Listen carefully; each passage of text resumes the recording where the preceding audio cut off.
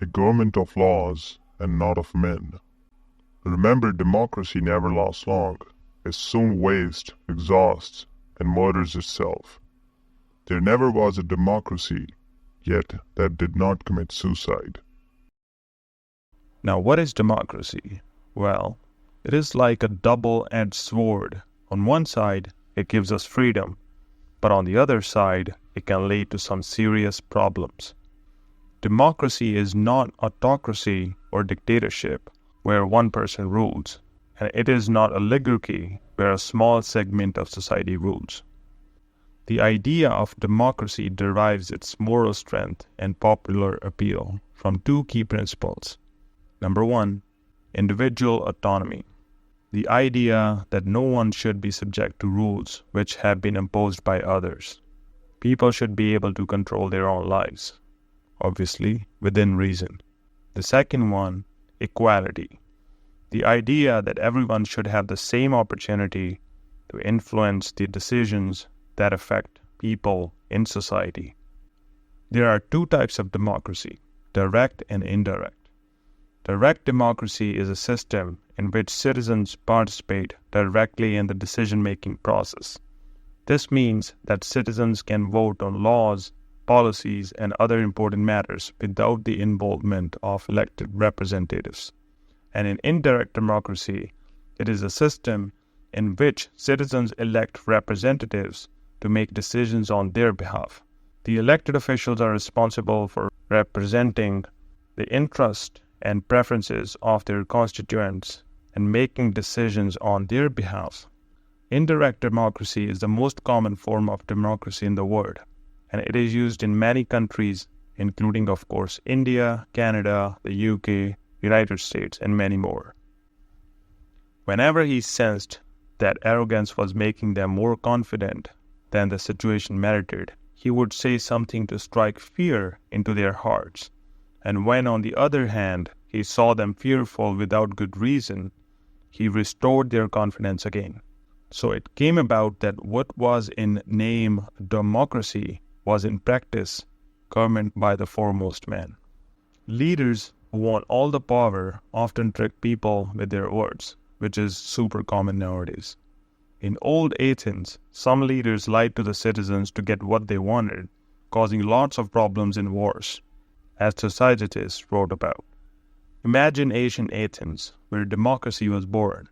People got to vote and have their say, which was awesome, but sometimes smooth talkers would trick everyone into doing what they wanted, which we can see in recent or even today's leader. And it's pretty common, as I mentioned earlier, as you already know. Now, such a system was possible partly because the people was a very limited category.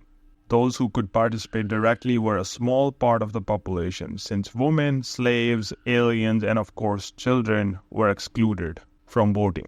The numbers who participated were still far more than in modern democracy. Perhaps 50,000 males engaged directly in politics out of a population of around 300,000 people.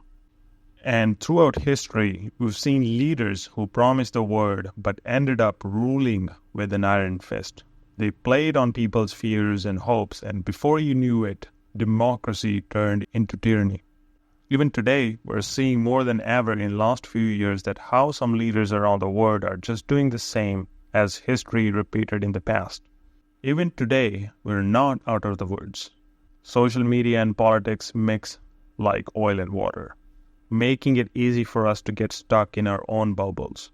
This makes it hard to see eye to eye and easy to forget others' rights.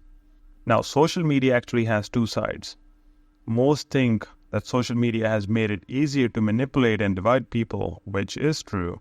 But on the other hand, people also say it informs and raises awareness, which is fair. But what is the number of people in both parties? Is one party heavier than the other? Is it fair? On top of that, in democracy, the majority rules, as we already know again. But sometimes that means the minority gets left behind, which is again very popular in India. Their rights can be trampled on, and that's not fair. Many people might think that voting out the current representative or politician is going to solve the problems of society or collapse of society. But at this day and age, almost all parties are corrupt. And to find an honest politician with a party who shares similar thoughts as his or hers is almost like finding a ruby in desert. As Alexander Solzhenitsyn said, unlimited power in the hands of limited people always leads to cruelty. And we have tons of examples at the moment. Now in Nazi Germany, people who spoke against the people in power were eradicated with the use of violence. And the same is happening at the moment at a very slower pace. And instead of violence, governments or leaders are using regulations, new taxes, new laws to cripple the society. And this is the best time for them to do so, as majority of the population is young, and by the excessive use of social media, people's attention span is already at a record low.